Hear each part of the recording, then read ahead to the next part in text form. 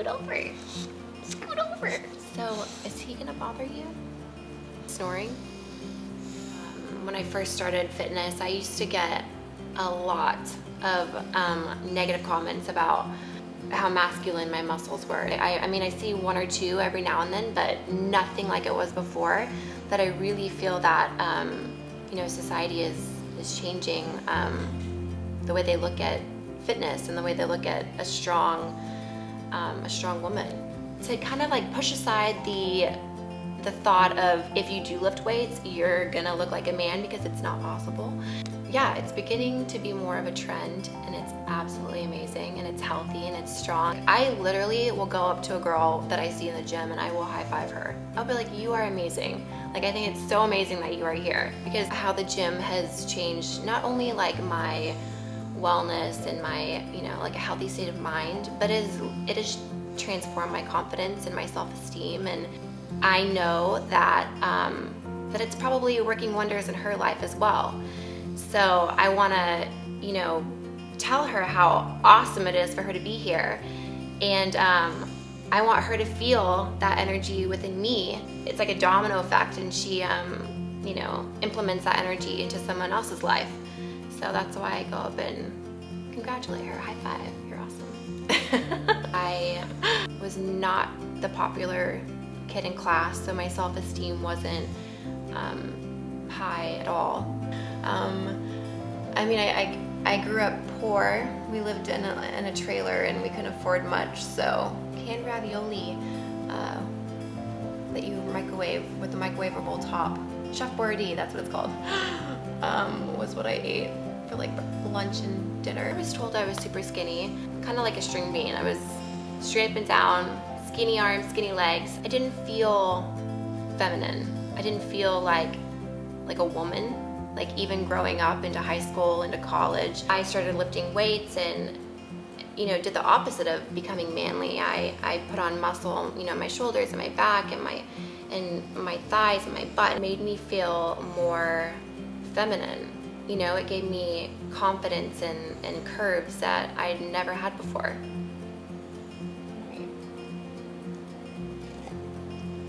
I'm using this. Smiling back there. I know the camera kind of is intimidating. You can look at me. There's healthy fit and then there's unhealthy fit. And I remember when I first started, I wanted to do a fitness show. My trainer taught me to do hours of cardio. Cardio breaks down, you know, makes your fat cry. It breaks down fat, and it also breaks down muscle, excessive cardio. So when I was doing tons and tons of cardio a day, it was very hard for me to put on muscle. Might I add, when I was doing cardio an hour or two a day, I was dreading doing cardio. Like, I was like, ugh, I'm gonna go do cardio right now. I hate my life. But now that I do cardio, you know, 2 days a week, I like look forward to doing. I'm like, I get to do cardio tomorrow. I'm like so excited about it. I think that I ate. I want to name like. I probably could name all the foods that I had in my diet on 1-2 hands. Chicken, tilapia, asparagus, rice, a little bit of peanut butter. And I was only eating those 5 things every single day for an entire year. So you can imagine the types of, you know, nutrients I was depleting my body from by going the unhealthy fit way that I was living for so long. Lots and lots and lots of foods are superfoods that will work for you and will, you know, work for your healthy lifestyle. And now, I mean, I eat more than ever and healthy, tons of different varieties of foods. And I look better and feel better than ever before. I do less cardio, and I'm happy. I get a lot of emails every day about girls who, you know, have done that too. And it's just like, I was like, oh, I was there and I know what that's like, and it's not the way to do it. Yes, you're gonna get results, but I'm getting so much better results, and I'm more happy, and I'm getting to like do social things with my friends, and I'm just living like I'm living a healthy lifestyle, not killing myself to be fit. You know what I mean? You can't be happy and you know, eat these foods over, these 5 foods over here. Let me take a sip of this. I'm gonna start drinking this every day now because of you. It gives you such good energy. You know, I wanted to be a fitness model. And I'm from Oklahoma, so there's not much fitness modeling there. I literally wrote every single person I can get my hands on. I Googled editors, you know, publications, literally every person I could find, and I wrote them, and no one got back to me, of course. But a few weeks, maybe it's like a month or 2, someone at Cosmo wrote me, and they're like, "Hey Paige, we would love to have you come and do an open casting." It was in New York, and I lived in Oklahoma, and they're like, "Can you come in next Thursday?" And I was like I was broke. I didn't have any money to go to New York, but this is like my dream. I was like, oh my gosh, this could be it. I borrowed money from my aunt. I went to New York, and I went in there, and they took headshots of me, and they, you know, had like a little interview, and then they said, "We would love to hire you. We would love it.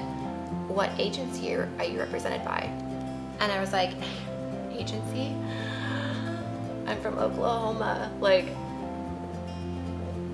the agencies they have there, like for John Deere, I don't know, like tractor company, like I don't know, like I'm not represented by an agency. But she's like, "You know what? We're gonna send you to someone right now." She's like, can you have like a few hours? And I was like, "I have all the time in the world. I'm here for you." So she sent me over to the top agency, Wilhelmina. It's huge in New York. I was like shocked. I could not believe I was going in there. I was so intimidated. Took the subway over there, and Wilhelmina asked me for my portfolio, which I didn't know what that was at the time. I don't have a portfolio.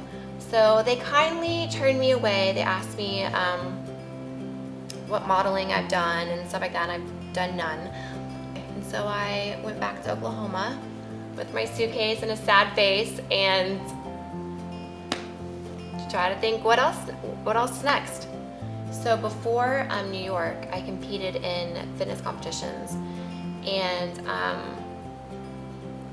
the way I got into fitness in general is I had a trainer come up to me and say, "I think that you would do really good at fitness shows." And this was when I was a beanpole. I was like, "What? Me? Fitness shows? No. I have to be in a bikini on stage. Like, that's not me." So he said, "If I train you for free and you promote my gym, you know, you have to do this." So I said, "Okay, you know what? Fine. Why not?" It was the biggest state show in the US. It was so terrifying. I can remember the feeling to this day. It was just something I'll never forget. I got on stage, so nervous. I think I even messed up my routine a little bit, but I don't think anyone noticed. I did. I walked away with second place at the biggest state show. From that moment on, I was absolutely addicted to fitness. Just the feeling I had, I'd never felt before. And you know, that's kind of where my fitness journey began. Right away, I wanted to do another show. I did another show, and because I was doing 2 hours of cardio a day and my nutrition just wasn't where it was at, I wasn't the look that they were going for. So from there, I was on a very high point to a very low, like I got like, I want to say almost last place. I got last call outs. So it was an eye opener for sure. But I didn't let that stop me. You know, I remembered that feeling that I had when I won second place. And I knew it was something special, so I didn't want to let that last place affect me. So from there, I was like, okay, maybe fitness shows aren't my calling. Maybe it's not what I'm supposed to do, but I want to try something else. I really feel that if you have a feeling inside of your heart that, something is meant for you, that feeling is there for a reason. And so I was not going to give up on this. I was like, okay, I crossed that off the list. I crossed that off the list. I crossed that off the list. I was like, okay, what's next? Back to the drawing board. I'm not going to give up on this. So I believe I went to a fitness expo. I'd never been to one before. And I remember that there was this amazing woman named Chatty Dunmore, who now, I'm going to cry, who now is one of my dear friends. It's touching to me. It's very hard to talk about sometimes because fitness has really changed my life. And I am grateful that I found fitness for not only like my confidence and my own self-esteem, but just, I don't know, with my direction of my life. Let's pretend that didn't happen. Okay, so as I was crossing things off the list, I went back to the drawing board. I thought, what was next? So I went to a fitness expo, which I had never done before. I was in love with this girl named Chatty Dunmore, who now I'm just amazed that I get to call her one of my dear friends. Let me rewind a little bit to me going to this fitness expo. It was in Vegas. I had just borrowed money from my aunt not too long ago to go to New York. Like I said, I was working 3 jobs and I did not have any money to be taking trips like this. So I was on a payment plan to pay her back, which I added to that payment plan by borrowing money to go to Las Vegas. It was cheaper for me to go from Oklahoma to LA and then get a cheap $19 a day rental to drive to Las Vegas. I thought, if I'm going to this expo, this is my first time for going, I need to I can't be like everyone else that just shows up. I have to have a card, right? That's what people do, is they have cards, business cards. So I remember from when I went to the agency in New York that they asked me about a portfolio and a comp card. Well, apparently a comp card is where you have, it's like a business card but bigger. Models use it to put photos on and their information on so they can pass it out to agencies, and so that agency can remember them. So that's one thing I learned from going to that agency in New York. So when I went to LA, I thought that it just happened to pop in my head. So I went to Kinko's and they were having a special on cards that you could print out 400 or something, which I did not need that many. But I printed out 400 comp cards. I still have them, a bunch of them to this day. I look back at them now and they were the cheapest, most ridiculous thing I feel like I ever did. I had the cheesiest pictures on it. I'm looking now at this, if anyone ever saw this, they'd be like, I'm just gonna tuck this away and pretend that did not happen. So I took my comp cards and my roadmap to Las Vegas and I went to LA. I had very little money for food or hotel when I got there. I remember what I did for food is I got rotisserie chicken from Walmart and made that last me a little while because it was $5. Drove to Las Vegas and did not realize how much hotels were. I slept in my rental car in Las Vegas with my cheap comp cards. I got ready in a Starbucks bathroom and I went to the expo, walked in, and I was extremely I just felt really out of place. I was like a small fish in a huge ocean, not even a pond. I mean, people were everywhere, and I was there all by myself. I did not know what to do.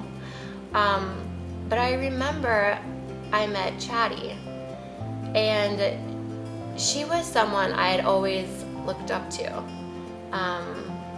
I would always watch her videos. And I met her, and I don't know, like, my nervousness of being there went away. And just the way she was with me, not even knowing me, being a fan, I wanted to be her. I wanted that. It made me be like, this is what I want. I want to be able to touch strangers' lives the ways she's touching me. And I left there. Nothing came out of Fitness Expo. Nothing came out of passing out my comp cards. Strike 3.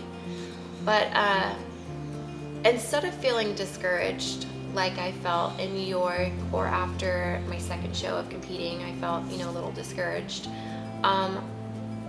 Meeting Chatty gave me like a new sense of hope and direction of like what exactly I wanted to be.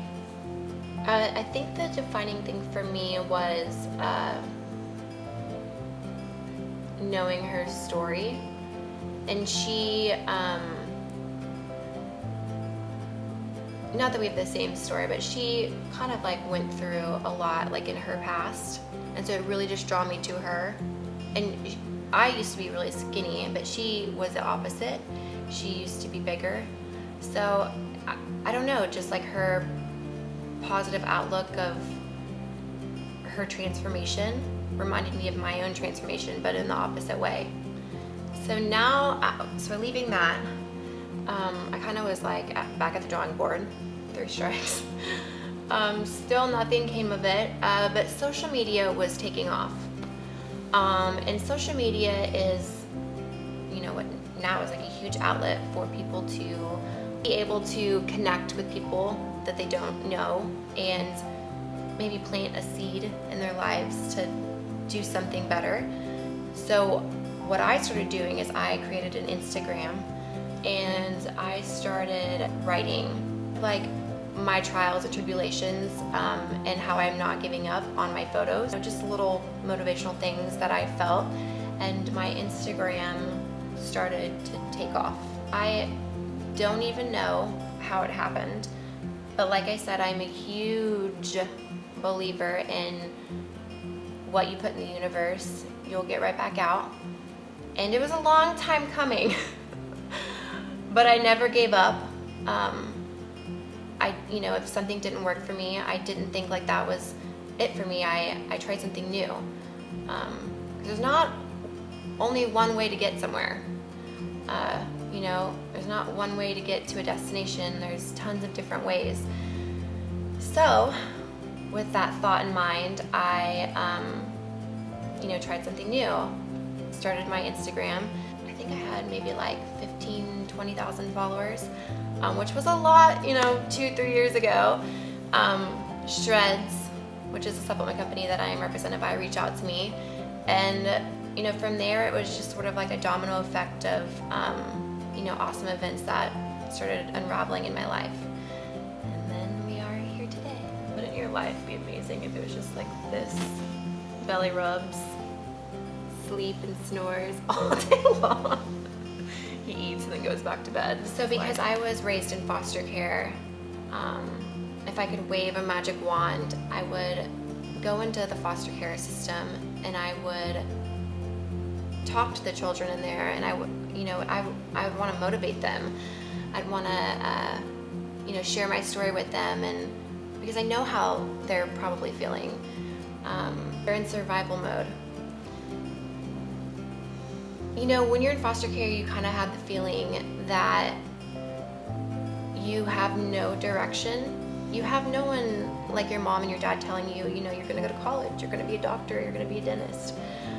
You feel kind of lost, and that success isn't for you.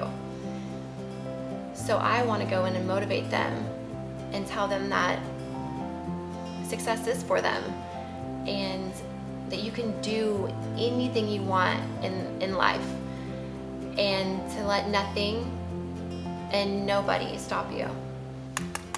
He looks so bored. He's like, pet me, lay down.